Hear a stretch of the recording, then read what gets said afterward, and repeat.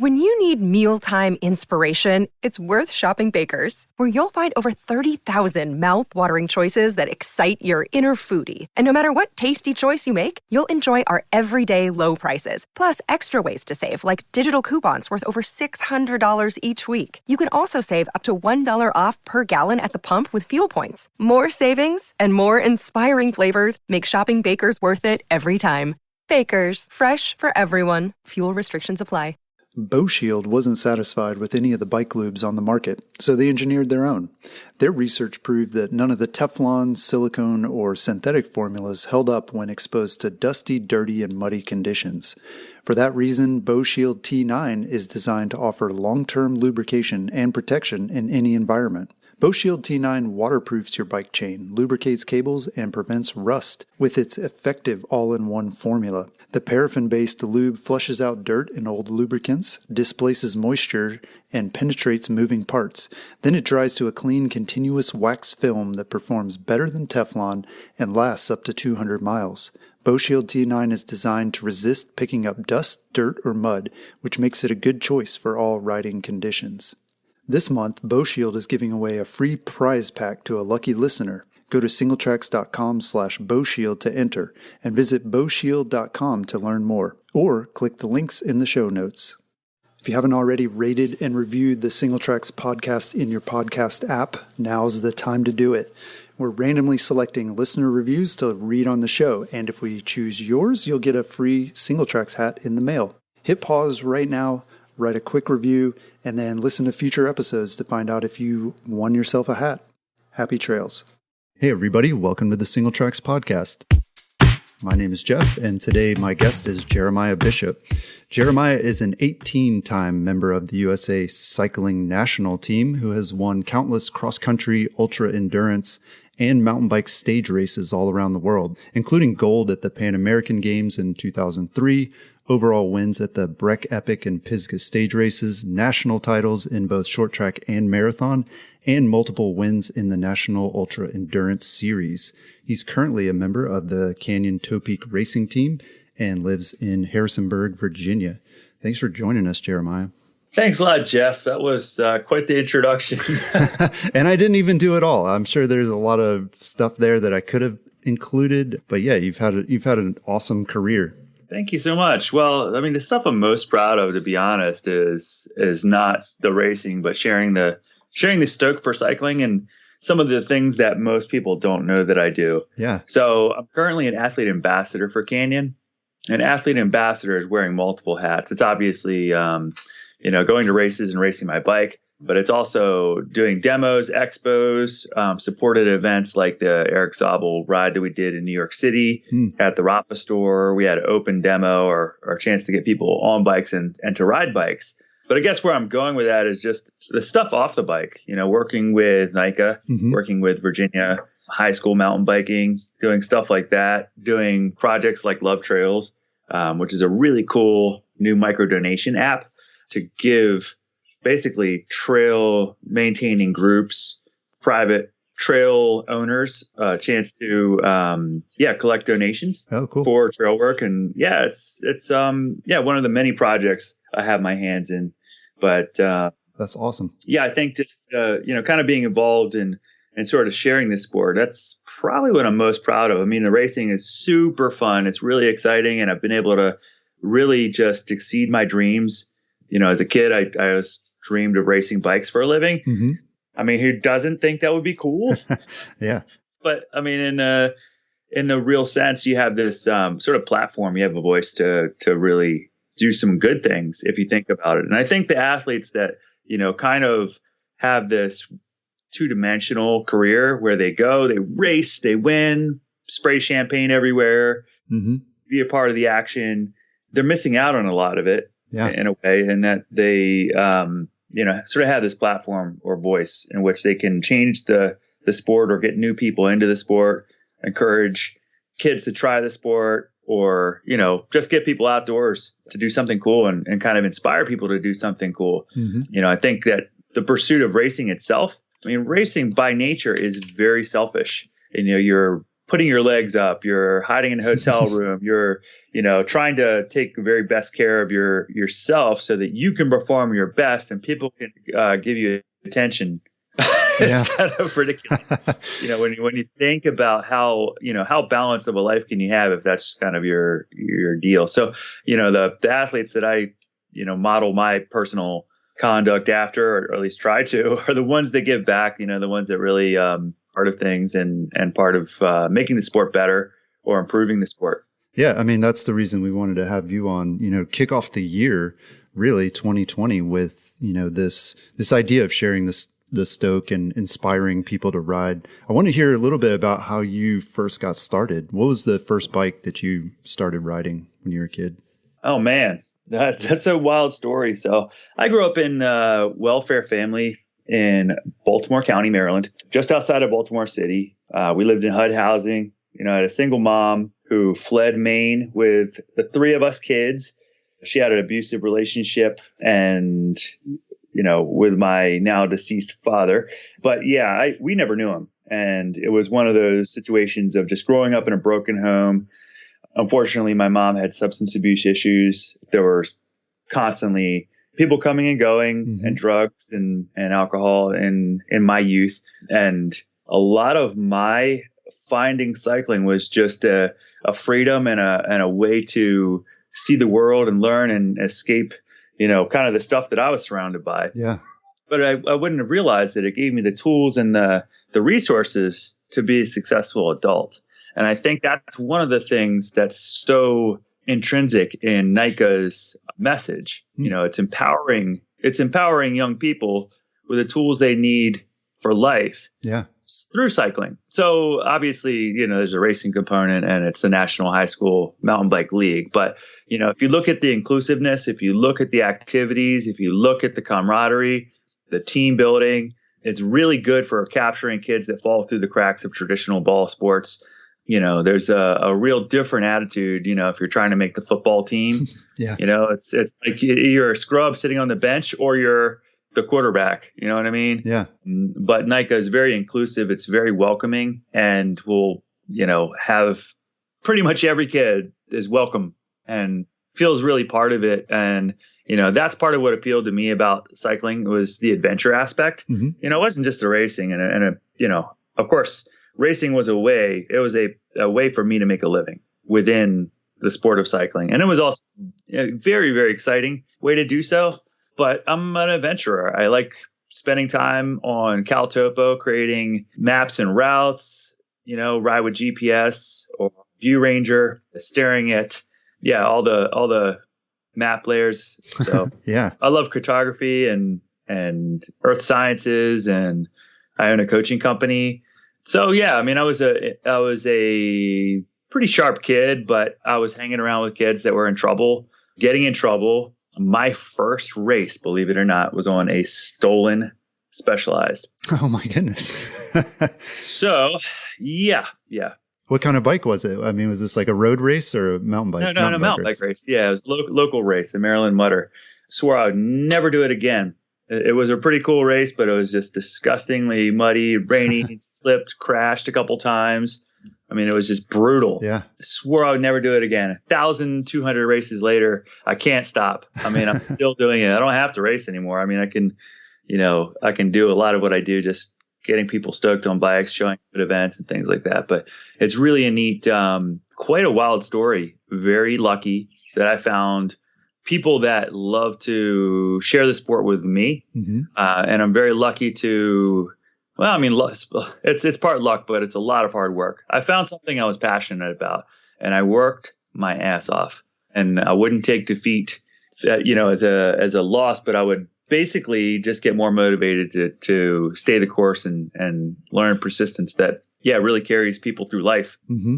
Yeah. Well, would you say, I mean, what first attracted you to biking? Was it sort of the freedom of being able to get on a bike and go out and explore, or was it like your competitive nature that kind of, this was an outlet for that? No, not at all. It was just an adventure. It was a chance to go and ride into the woods and through the pine barrens, down through the forest, ride around the lake. I mean, it was just seeing the world, and just traveling under your own power. There's something magical about that. Mm-hmm. I can't quite put my finger on why it's so captivating, but I mean, when you're under your own power and you climb a mountain, I mean, it's a powerful feeling. Or if you traverse a state, or if you get across the park, I mean, just on your own. I mean, it's something really neat, feeling the wind whoosh past your face and the chill on your cheeks and your heart racing at the top of a hill you didn't think you could make.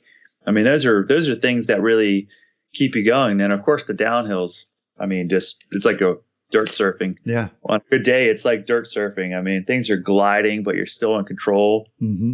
You're kind of just floating through the trees. Things are just whooshing by you like speeder bike and Star Wars. I mean, it's just awesome. Yeah. I mean, when it's going good, it's great. And it's just, you just chase that feeling, and you just get back on the bike to chase that feeling.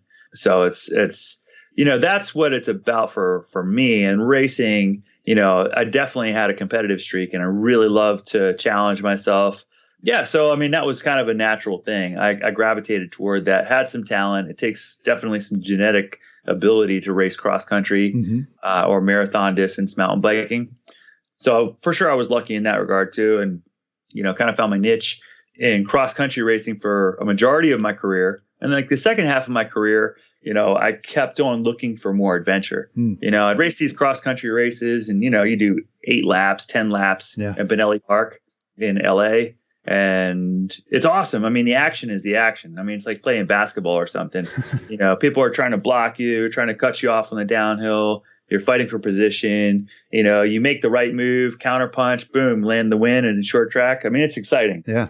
It's definitely the same damn course as you rode all week, though. Right. And I would be at Benelli Park sitting on top of the hill and look at the 8,000-foot mountains just across the valley. Mm-hmm. And I go, damn, I want to traverse that Angels National Forest, the whole damn thing on my bike. I want to see what the hell's up there, in the snow fields. And so that's why I started to sort of sneak out on the side and do these races like Breck Epic and, Mohican 100 and Wilderness 101 and Margie Gessick 100. All these races, they had an intrigue and a mystery and, they were really effing hard. But yeah, I mean, that stuff never gets old, man. Let me tell you what, like, going out there and doing some scary shit. I mean, that's like a thrill. Yeah, that's awesome. Well, you mentioned that you've done over 1,200 races. Did I hear that right so far? That's an estimate. That's a pretty good estimate, though. I've kept every number plate or bib number for every race I've ever done. Wow. And I've raced a bit of everything. From BMX to road racing to mountain bike racing. Did an enduro in Chile. I did stage races. Never done a triathlon, but yeah, I mean, I've done quite a good mix of it. And, it's kind of like, it's interesting, in cycling, you kind of get these factions, you kind of get the Grand Fondo riders. And then you've got like the enduro guys. And it's like, a very specific genre. And maybe not a lot of people will go outside of their, they'll go like maybe 1 degree outside of their genre. Like an enduro racer might race a downhill race now and then, and they might hop in a local cross country race. Right. But rarely do you get a guy who'll do a Grand Fondo, or big road race, but then also do enduro, or they'll do a gravel race. So yeah, I just like bikes, man. Well, yeah, I mean, you're not 100 years old, so clearly you're doing a lot of events every year. What's your secret to recovery? It seems like you do more races than a lot of other pro athletes. That'd be accurate. I think part of it is learning to listen to your body is a big part of it. As you get older, though, your hormones change, your recovery rate changes. So typically I'll just focus on the quality. Yeah. And I don't need to do quite as many mega epic rides per week. I used to do close to 30 hours a week during my build toward the race season, especially with Topeak Ergon. We would do some 27, 28-hour weeks. But that's not totally necessary. It's more about the quality. And once the quality diminishes, your sort of training impulse drops off. You know what I mean? If you're too tired to turn the pedals, are you really eliciting any change? Right. Then I think that's kind of the takeaway. The other thing I've been doing is strength conditioning. really key to the latter part of my career, the last few years. And I kind of thought that, being this athlete ambassador, 1 foot out of the door, 1 foot in the door, might not be racing as fast this year, but I won 11 races this year. And it was really varied. It was Grand Fondo in New York, TSE, Transylvania Epic, awesome stage race in Pennsylvania. Also won a gravel race called the Hilly Billy Roubaix, 10th annual. Yeah, so there were some really neat surprises in there. Even won a local cyclocross race. But I think that I love to ride and I like the training. I'm notorious for doing big ass adventure rides. Give me a little bit of time when I'm not busy and I'm plotting out some ridiculous, stupid adventure in the mountains. I live in an area with a lot of exploration potential, close to 2 million acres of national forest. Wow. Just in our county, 800 miles of crazy back roads. So once you get outside of this cool little college town, you're just in the middle of nowhere, just riding through Mennonite countryside for gravel roads. And then you get to the edge of the Shenandoah Valley on either side, and there's really big, challenging mountains and over 1,000 miles of trails within an hour drive of here. Wow, that's incredible. So do you ever get nervous at the start line? It sounds like you do so many races, and it's at this point, maybe it's automatic for you, but do you get nervous, and how do you sort of manage that during the race? Yeah, that is a great question. I used to get really nervous. So nervous I would be wanting to go vomit somewhere, like when I was a kid and I started racing, and then racing the World Cups, just because your build up is months. You are looking forward to this race for months, and then the days count down, and then you're thinking of all the things that could go wrong, can't get into the pedal, and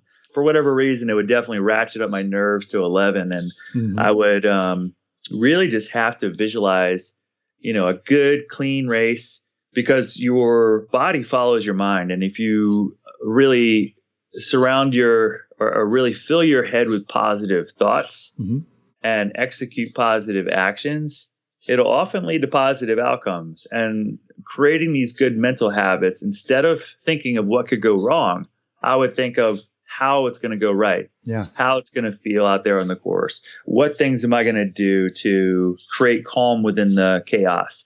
And I think my favorite World Cup tip was self-talk was, I do not care how it goes. I care how I ride and how hard I try. And if I empty the tank, I can feel good about it.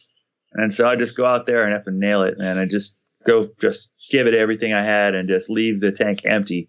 If you do that, no regrets. Yeah, that's great advice. And it works, I guess, right? Now you line up and do you have a little bit of nerves or no nerves at all? Yeah, just a little bit. Only the first big race of the year, but not so much. It's really a lot less.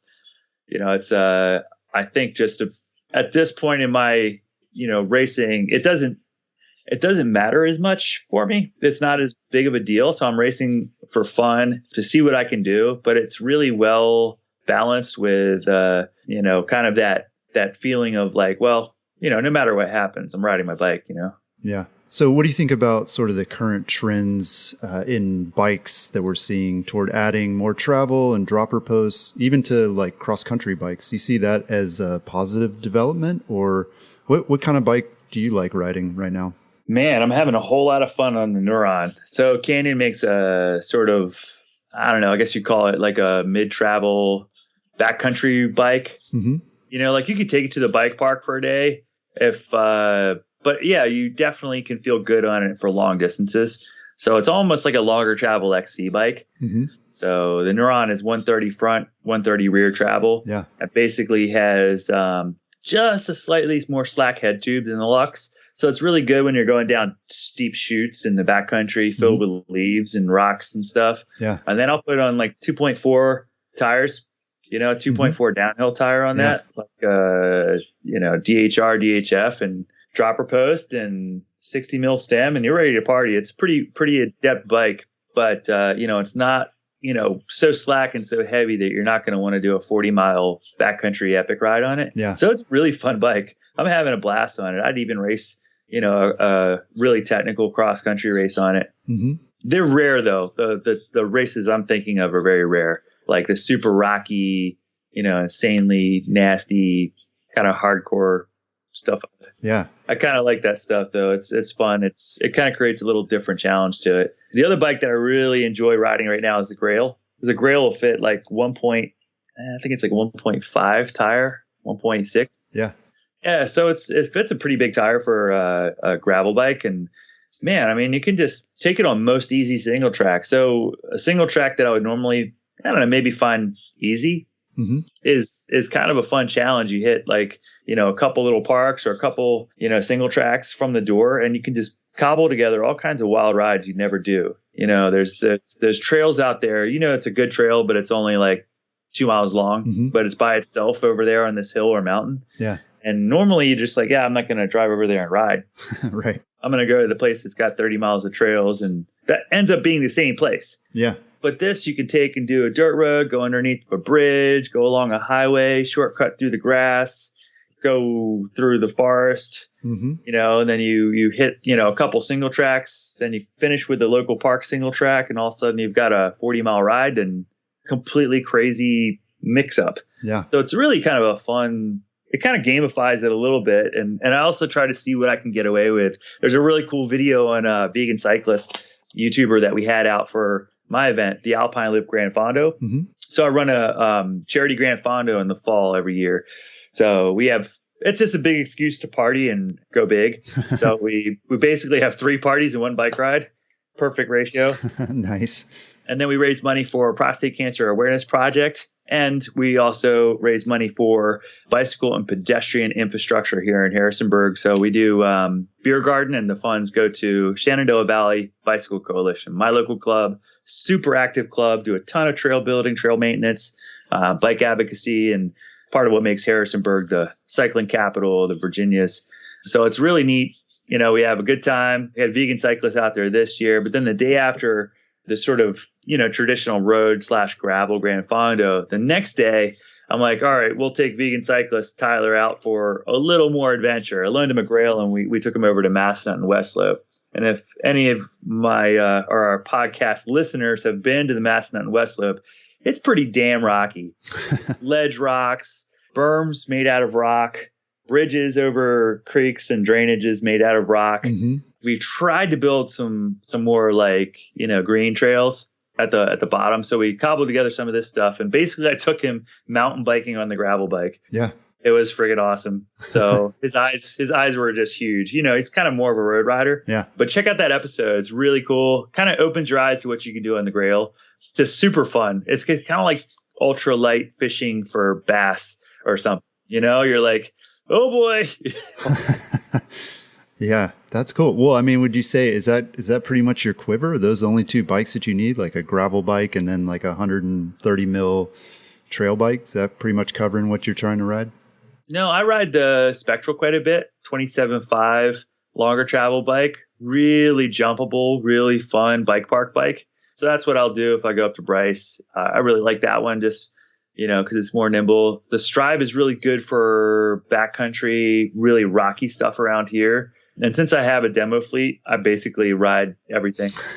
I ride it all the bikes. Yeah, you've got quite the quiver.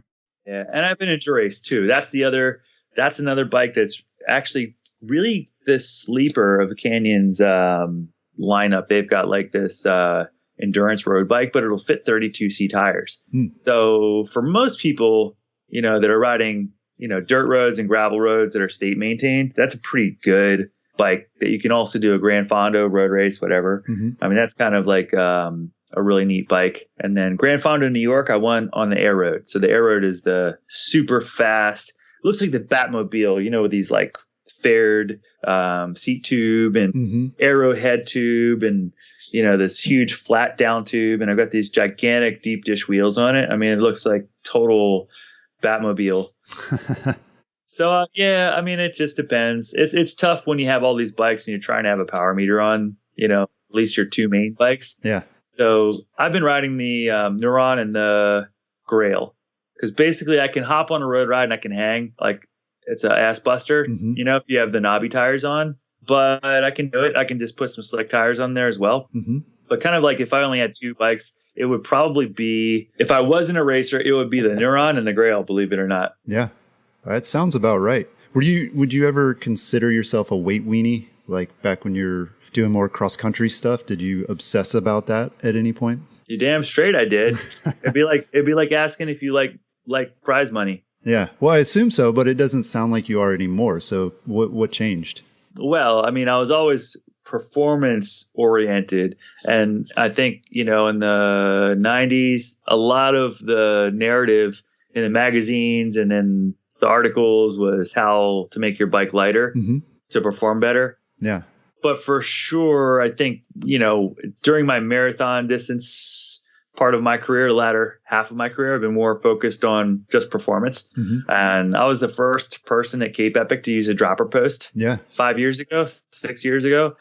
And it was awesome. Yeah. Not only is it more control, more fun, but it's safer. If you're going down a death chute and there's just crazy, insane wall of dust and you're just riding over cinder blocks and just loose shit everywhere. Yeah. I mean, man, you can get your foot on the ground quick if you have a dropper, and you're much less prone to go over the bars if you hit something awkwardly. Right. So, yeah, I mean, it's performance for sure. It's just a little more holistic kind of look at total performance. Right. I mean, granted, there's just the fact of the matter is a human engine is pretty weak. We put out about a quarter of a horsepower. If you look at the average for a, really long, tough mountain bike race, it's like a quarter to a third of a horsepower. So like a lawnmower, I mean, you know what I'm saying? It's not a lot. So if you have a heavy bike, guess what? It's costing you 10 minutes. And 10 minutes is basically enough time for the dude that won to take a shower and be like in his like pajamas at the finish line. Right. When you're looking at a 100-mile race. So it's important to have kind of a balance. Yeah, but I mean, can a dropper post save you time though, or can better tires save you time? Totally, absolutely. And it's kind of horses for courses. You have to just look at what works the best. If I was racing Wolf Gap or Michaud or the Mastodon Ring, it's just really technical, rocky stuff like that. It's a no-brainer. Having good rubber makes sense. It's more control, more fun, faster. Dropper post for sure. I race dropper post, I would say 90% of the time. The only exception is maybe like a Leadville 100. It's more like dirt road racing. Yeah, that's cool. Well, speaking of Leadville, you've won several big races in Colorado. Does the altitude affect you? You're in Virginia where you live at probably above 1,000 feet above sea level. So how do you prepare to race in thin air? Oh, well, that's the beauty of science, when you have a good bit of research behind adapting to altitude. Proper nutrition is pretty important. I'd say the interesting thing is it used to be the bane of my existence. I'd do these nationals and race at altitude, and I was like, wow, I'm just going to suck today. So I better just prepare for suckage. Just like it was that bad. I'm not kidding you. And I would try to frame it positively, breathe faster. I don't know, man. It was just wicked. Yeah. Yeah. I mean, your base training has a lot to do with that as well. So your adaptations to base training and doing large volumes of base training help enhance your ability to deliver oxygen, basically. And when you have less oxygen, that helps. So if you've got a high lactate threshold and very good, vascularity, all the adaptations you get from, long training, they help you at elevation. But are you at a disadvantage though to somebody who lives and trains at elevation? Yeah, no, it's a great question. So yes, you are at a disadvantage to someone of your equal ability, Jeff, that lives and trains at altitude. The thing is, if you do the proper steps to get acclimated, then you can at least be on par with, sort of your altitude counterpart. And I've been able to win big races at altitude. I've won Breck Epic 4 times. I've posted the fastest American time at Leadville, 6 hours in a few seconds. And I've won the American Mountain Classic stage race, which is at 10,000 feet in Southwest Utah. I've won a Northern National in Aspen. I was second to ride or hedge it all. So don't ask me how that exactly counts. As far as, my actual placing at the National in Durango at altitude. So I actually do pretty well at altitude. During my career, I had a very high VO2 max, which also helps. So that's your ability to transport oxygen. Mm-hmm. So there's some natural ability to that. But I think the difference was the volume of training that I did between when I was not so good at altitude and when I was good at altitude. I've also used the altitude tent. Oh, wow. So my most recent, win at Breck Epic last year was after doing a couple weeks. I would do like 2 days a week for just 40 minutes on the stationary trainer with the hypoxico mask. So it's intermittent hypoxic training. So that's when you're actually using a mask to train, reduce oxygen in the air. And that helps take the edge off of it, honestly. The real key is getting up there 10 days or earlier. Oh, wow. So I flew out to Colorado, was bopping through Colorado Springs for a day, sort of like, halfway day, and then went up to 10,000 feet. So I was sleeping at 10,000 feet, which can be miserable. Yeah. The reality is sometimes it's different. I like this year I went up to Leadville thinking I was like, okay, I'm just going to rock star this shit. Like I'm riding great. I beat the course record at the off-road assault on Mount Mitchell, really tough race in North Carolina. I was on fire and I'm like, okay, I'm just going to roll a dice here, top 3, whatever. And just I was dying, man. I was just suffering so bad. The altitude just kicked my ass and, I had a mean headache and yeah, man, I mean, that's what happens. But if you do your homework, I did not do my homework this time around. Yeah. I wanted to spend some extra time with the kids. I've been traveling a lot for, this gig. And I was like, well, I'm going to spend a little more time with the kids and roll the dice on that one and didn't work out. You do your homework, train hard, go to altitude early. 10 days is ideal. If you don't have 10 days, 5 days plus some, training with a altitude tent or altitude mask doing intermittent hypoxic training, that'll help. Okay, cool. So you talked a little bit about some of the mountain bike stage races you've done, like the Pisgah stage race, Transylvania Epic. How do you win a race like that? Do you go out every day hoping that you're going to win that day, or do you look at the race sort of more strategically? Absolutely. I mean, the race is often defined by your worst day as much as it is by your best day. So imagine if you're just completely crushing yourself, and you win a stage, you win the second stage, but then stage 3, you just can't recover and you lose 20 minutes. Game over. So you really have to really be able to be opportunistic as to where you can take time. And then there are times when you're holding, you're really trying to put out a very strong, repeatable effort day after day. So when you're looking at these stage races that are, I would say there's kind of 2 categories. There's sort of like the 3-day stage races, and those, are full gas. If you get to 5 to 8 days, you have to find this sort of steady level and kind of respect your limits. You can go 8 for 20 minutes a day during those, but you'd better respect your average limit during the middle of one of those. And sometimes it's about just marking your competitors. If they don't want to go hard and you're in the yellow jersey or leader's jersey, whatever color it is, then it might not be bad to just be like, all right, I'm cool with this pace. Yeah. I don't need to win this stage. And if you're tail gunning and, using those people to sight read, draft, really just sort of, monitor your nutrition, really keep on top of your hydration. And the next day, okay, you've got the tools, to take it. And typically you'll sort of break down a stage race into that initial few stages. There's usually a queen stage or like a marquee stage where people can just hemorrhage time. It's usually a really technical stage, a ton of climbing or really long or all 3. And those are the stages that, seem to define the race. And then there's usually like a shorter stage at the end where you just have to hold on to your position. Rarely do they shake up the GC. Take a look at any of the big stage races, and most of them are pretty well sorted by halfway. Yeah. Interesting. So you talked a little bit about the great riding around Harrisonburg. Tell us a little bit more about the scene there. We've been hearing a lot of good things.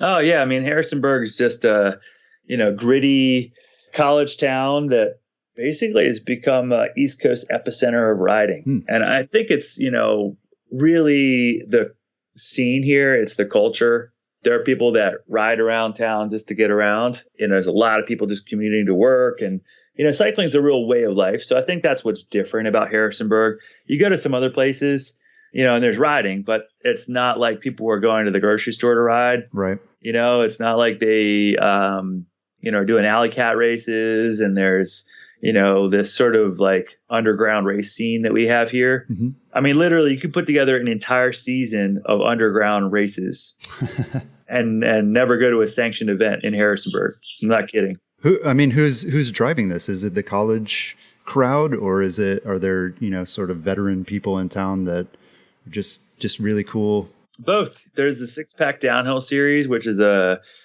Friday night downhill series that happens, pretty much since, it's been going on for maybe 15, 18, 20, at least 25 years. But yeah, the college students, seem to drive that scene. I haven't been to one in a little while, but I've won quite a few of them and lost quite a few of them. But I'm just proud to have been in the mix. Yeah, so it's sort of pre-enduro, really, the Six Pack downhills. And, again, that's just sort of like one of those underground things. People you bring a six pack, whoever wins the party's at their house, and you better expect your to get wrecked. Yeah. Yeah. So it's really funny because, there's something for everybody. There's group rides, road group rides, gravel rides, slow rides, fast rides, ice cream rides, Christmas light rides, bike parade rides. There's a gravel group ride that I held Sunday or Saturday called the Krampus, which is this terrible gravel ride with single track and, hike up biking through the woods and just dumb stuff like that. Tour de Berg, Giro de Ville. There's the Harris-Roubaix, which is the, 25-year-old gravel race ride, whatever you want to call it. The people at the front race, the people who are just, out there enjoying the scene or just riding it, always takes place the same day as Paris-Roubaix. Yeah, so there's always something to do. And that kind of attracted me to Harrisonburg, but also just the people are awesome. I mean, just a really, really cool, tight-knit community. It's definitely got a little, it's more of an authentic mountain town type feel than, say Boulder, mm-hmm. where it's, maybe more important what kind of Land Rover you drive up to the trailhead in. And I don't know, it's cool like that. And it's, it's kind of just, it doesn't matter what kind of bike you show up on. You're welcome. Yeah, that's cool. Really friendly town, really, really interesting, diverse mix of riders here, which is, kind of fun. It kind of really keeps you busy. Yeah. Well, you mentioned NICA at the start of the podcast. Is NICA getting big in Harrisonburg? Yeah. We've got the local Rocktown team. We've got 2 high school race seasons here. So unlike most states where they have one high school race season, we've got the NICA season in the fall and the VAHS series in the spring, which is Virginia High School Mountain Bike League series in the spring. And so we've got, twice as many races as most states. How did that happen? Did Virginia have sort of a race series before NICA came? Exactly. So we had, the VAHS series was successful. We're getting tons of kids, hundreds of kids showing up. But also NICA is cool because it's very inclusive and attracts a broader spectrum of schools. And, there were some real positives to it. And they're like, hey, well, let's keep both, Yeah. Why not? And so it's been really neat to see, some students will pick a season. For example, if you run high school track, you can't compete in NICA because it's on top of high school track in the fall. Mm-hmm. Or if you race cyclocross, I mean, forget about it. It's really difficult to do both. So right. It's really neat. And that really has gotten more riders into the sport. And you're kind of seeing that, a lot more competitors like carry on with the sport. We still have a bit of a gap to bridge nationally, I think, within NICA racing and then moving on to collegiate racing and then, sort of like, racing as an adult or activity. Mm-hmm. We kind of have that drop off. So I mean, it's kind of like, Boy Scouts or kind of like, high school football, where it's like, man, it's just really fun. Everybody's doing it and it's the thing. And then all of a sudden you're like, you graduate college and are you still playing football, or are you just like go and, move on? So I think that's a little bit of a challenge. And I think having a bridge between NICA, collegiate cycling, and a way of life, bringing it into a way of life, or for the elite riders, bridge the gap between, this sort of developmental cycling and elite level cycling. It's very difficult. So I think it would be really cool to see some efforts with NICA to kind of bridge that gap and keep people riding, basically, and find, their own way to enjoy the sport. Yeah, that's a really good point. So you've been able to race all around the world, all kinds of places. What are your favorite places to ride bikes for fun? Like if you could travel and ride outside of Harrisonburg, where would you go? Oh man, I really love Canyon Valley. Super fun, really very different. Pisgah's awesome. Especially kind of the more raw backcountry stuff at Pisgah. Really enjoy that. BC, incredible. Really, really fun. Yeah, I like the rock riding. I mean, it's one of the things I really enjoy. St. George is amazing. Sedona, off the charts. Super, super fun. Anywhere there are like ledges and boulders and drops and skinny rock lines. Yeah, I mean, I like that stuff that keeps you on your toes and takes some balance. Yeah, it sounds like you really like the technical style of riding. Was that always the case? Did you start out enjoying that? Always the case. I kind of tolerated the non-technical World Cups when I was doing them and the cross-country races. Sometimes they would have some good stuff, but if it got really nasty, like snowshoe or, Vermont, that was my jam. Roots and slick roots and drops and, the nasty, kind of the features and stuff that you see like in an enduro race. Yeah. I'm a little more careful now after having broken my back twice, broken my face once, Ooh. Full maxillary fracture, 3 broken fingers, sprained or broken wrists. I didn't get it x-rayed.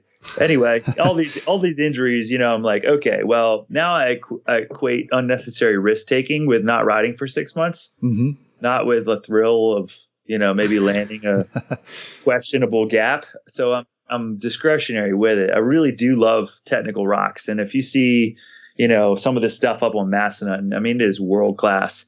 So honestly, some of my favorite stuff in the world is right here. If you look at on MTB Project or on, Trail Forks, and you look at some of the local rides around here on Massanutten, I mean, it's just super fun. Yeah. I like the flow trail too. I mean, it's all just 6 to 1, half dozen to the other. So it just depends on the mood. If I'm trying to cover distance, big climbs, flowy downhills. But yeah, I really enjoy just, seeing the world by bike. I mean, there's cool stuff everywhere in the world. I mean, you could be in New York City doing street riding, urban riding, and going down drainages and drain tubes and stairs and concrete railings and stuff, and doing wheelies on crazy old abandoned warehouse docks and loading docks. And I mean, there's fun stuff no matter where you go on a bike. And I think that's what's cool. I've been to 30 different countries and there is cool stuff to ride everywhere. So you just have to be creative and look for it. I think that's the key. Yeah, that's really cool and really inspirational. I think for a lot of people who, maybe where they live, there aren't great trails or, places to ride, traditional places to ride. But yeah, like you said, it's everywhere and you can kind of choose your own adventure. Yeah. And to that end, I'd say it's really important for us as mountain bikers to always be contributing, and do that trail work once a month, to donate to a local club that does the trail work or keeps the access, to join IMBA to keep national access for, areas that we're potentially losing access. They also have a trail accelerator fund, which is really, really cool. So they help work with local clubs to build trails close to home. So, being a part of a squad or a crew, I think that's what's different about mountain biking now is it like all these factions, and it's very separate and, these people, do their thing, the other people do their thing. And before, if you were a mountain biker and you saw another mountain biker on the trail, like, yeah, that's one of my people, and it's immediate, doesn't matter what you're riding. It doesn't matter if you're a single speeder, who's out just getting a rip on the local city trails, or if you're an enduro racer or downhill racer. And I think that's important for us to stick together collectively and make sure that we stay, part of our tribe, and to keep trail access open, to be respectful trail users, whether you're on an e-bike or whether you're on a Huffy. It's really just about progressing the sport and, creating the positive vibes and keeping the opportunities open, building new trails, maintaining existing trails, always being really cool to other people out on the trail, horseback riders, cyclists, runners. We all, are out there trying to share the trails. So, again, it's our part, part of why we're in such a good place right now and having access to unprecedented amounts of trails, an amazing amount of new bike parks, awesome purpose-built mountain bike trails on public property, is because we've created bridges, and we've really worked with the Forest Service, worked with state parks, and in some cases even national parks to really create riding for everybody and really be good stewards of the land. And I think when we're looking out for the land, it's the best protection, and we're enjoying those natural areas. It's their best protection. So it's kind of neat to be able to be see the story of mountain biking unfold since it's real inception. I came into it after it was a thing. It was a sport, but it was also kind of still, everybody was still trying to figure it out. We were all riding on hiking trails, and we basically modeled the purpose-built trails after things we like to ride that were natural. Yeah. And so it's like really neat to see it now, to where you have professional trail builders and contractors. I have friends of mine that do a lot of this stuff. And now it's, it's a growing sport, and it's awesome. Really, really cool to see. Yeah, that's great. So what do you have on your calendar for this year, for 2020? Jeez. Funny you should ask. I just flew back from San Diego. We had meetings talking about all the stuff we're doing. Mountain bike's a big focus for Canyon. We've got a lot of awesome bikes, and we want to get those bikes out to where people can see them. So we've got a really stacked schedule that has a bit of everything. I'm focusing on off-road stuff. So basically, if it's gravel, endurance mountain bike, I might even go to the Enduro World Series in Vermont, which would be super cool. Have some bikes up there, support some of the athletes that we have.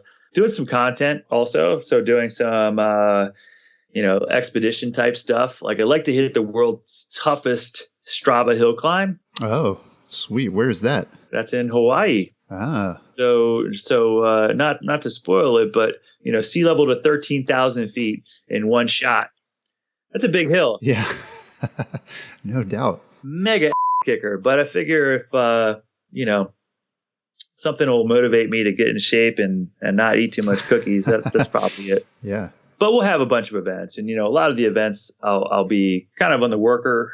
I'll be working the events, and, Sea Otter Classic, we'll have demo rides. We'll take people out on group rides, have contests, cool stuff like that. Yeah. I'm going to give this Sugar Cane 200 race down in Florida, 200-mile gravel race. I'm going to give that a whack. Oh, that would be fun. If I can, as long as I'm healthy between now and then, that'll be super cool. In February, we've got local gravel race, Pontani X. I'll do the Mauna Kea climb in Hawaii.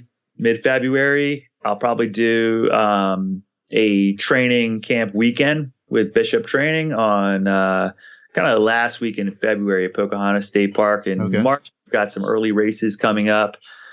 We've got things like Santos Fat Tire Festival, March 6th. So if you're in the Southeast and you want to check out an awesome demo weekend where there's 50 miles of trails, fun contests, we'll be throwing some good contests and sort of party aspects into it. It'll be super fun. Yeah, Santos is always fun. That's a really good festival. Yeah. Awesome. Yeah, I thought that was really surprised how good the trails were there. You can definitely kill yourself on some of that stuff. Yeah, right. Yeah, you're like, oh, it's Florida. It's flat. It's going to be fine. But yeah, you can really wear yourself out. Yeah, there's a good 20-foot drop over there. Probably not going to touch that with my cross-country bike, but I like to see someone hit it. But yeah, we'll have that. We have Land Run, which is one of the top 5 biggest sold-out gravel races in America in Oklahoma. Cool. And I have no idea what to expect there. But, We have some new gravel athletes, not to be a spoiler. Obviously, we've got Peter Stetina of World Tour fame, but we've got a few other athletes. So keep your eyes and ears peeled. Who's going to be out there romping on some canyons and doing some fun stuff. And then we've got I'll probably do a DuPont weekend, sort of training weekend in mid-March. So I've got a lot of requests for, sort of these training camps. I'm going to have a Canyon bike so you can demo a bike if you want. Oh, nice. These camps. So yeah, it'd be really fun. We did a really cool thing with Chasing Epic last fall where people borrowed bikes. We did huge rides, had great food, hung out, had some beer, campfire kind of deal. Mm-hmm. It was actually really, really fun way to get people on bikes. And then we've got, a little bit of everything. It's a real mixed bag. Looking at possibly doing Tuck Fest April 24th through 26th down in Charlotte area. Yeah. Belgian Waffle Ride on May 3rd in SoCal. Yeah, man. Dirt Fest, Pennsylvania. First year for Canyon at Dirt Fest. But oh, nice. I think we're going to do it upright. We got to definitely throw some interesting and fun party spin on that one. Not going to spoil it yet, though. But if you are looking for something to do, Dirt Fest is going to be interesting. Should be super, super fun. Yeah, then we also have Dirty Kansas, end of May. Probably going to do some more gravel racing there in June. I got to pick some mountain bike races. So now that we've got sort of some of this gravel stuff figured out, Offroad Assault on Mount Mitchell will be super awesome to do that. Colorado Trail Race, I've got to make it happen. I've never done it before. It's a big one, yeah. That's an understatement, dude. That's like, that's definitely kind of crazy out there.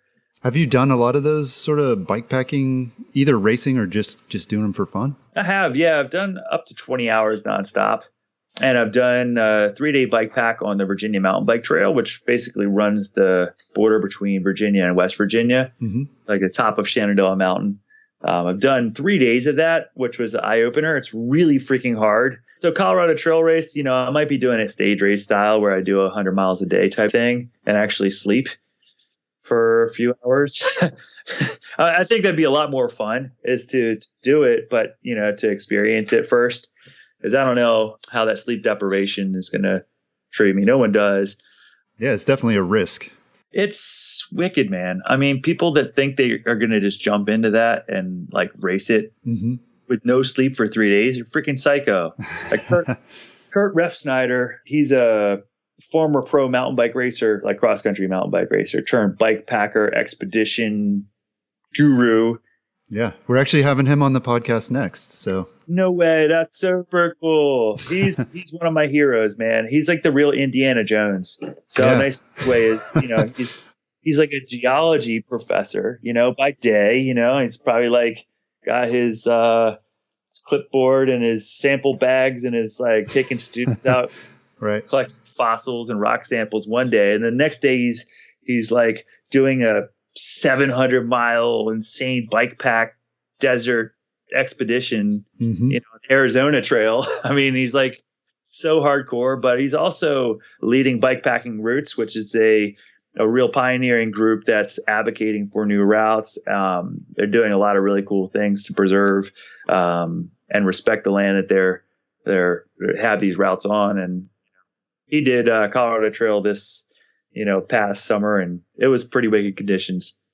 I'd hoped I'd be able to squeeze it in, but I was kind of glad I didn't because of all the snow and avalanche damage on the trails. It's just a really tough year to do it. So I'm kind of hopeful that it'll be a good season to do it, and maybe I'll be able to squeeze it into my crazy summer schedule. But regardless, it's it's kind of a neat time in mountain biking. We've got the new Epic Rides race that's coming up in the Midwest. I don't know if I'll be able to make it to that, but we've got a bunch of different stuff. We'll be at Outer Bike in Bentonville, back to the kind of general schedule for the year. We've got a ton of events to hit, and it's gonna be a real fun and exciting and exhausting year. Busy. Yeah, it sounds busy. Like that. I think you just went through like June. I think that was like half the year, and yeah. Yeah. I didn't even touch August, but I'll give you the 10 seconds of August, September, and October. So we're going to have the West Coast team will be out at Crankworks. We'll probably be at Crusher and Natasha. We've got obviously Dirt Fest, the Enduro World Series in August, Leadville 100, SBT Gravel. So that's a double this year, which is insane. So we're going to do Leadville 100, Expo. I don't know. I'm going to try to race one of the two things, but it's going to be insane because we'll have to build the other Expo while the other event's going on in Steamboat Springs. Mm-hmm. There are a lot of athletes doing this lead boat, which is like a combination of the two. You try to talk me into getting on a lead boat, though, bro. I'm not getting on. Sounds like a suicide boat. Right. That doesn't sound smart. Well, no, it'll be interesting. Someone will make it stick and do well in both. But I think with the work combo, it'll probably not be me. I'll probably pick one of those two races, have fun with it, and nail it. So August will be pretty heavy. But then Alpine Loop Gran Fondo gravel training camp end of the week.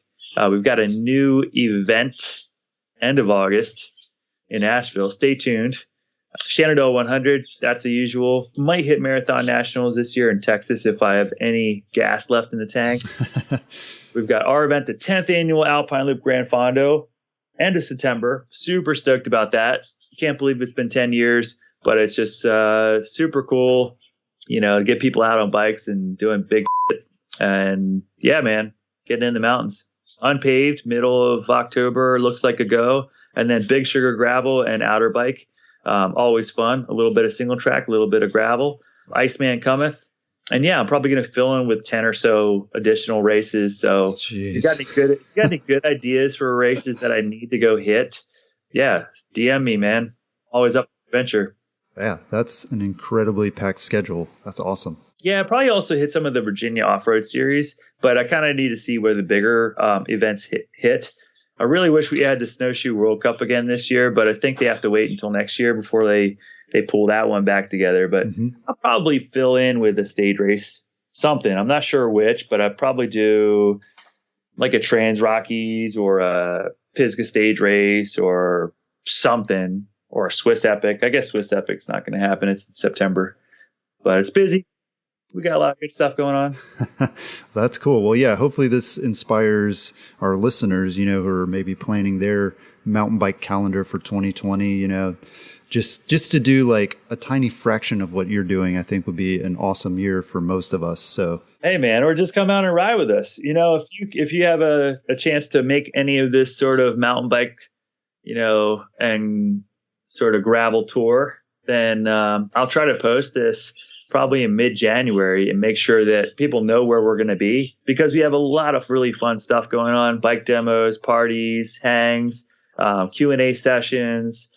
We've got easy rides. We've got hard rides. We've got races, obviously, on that tour.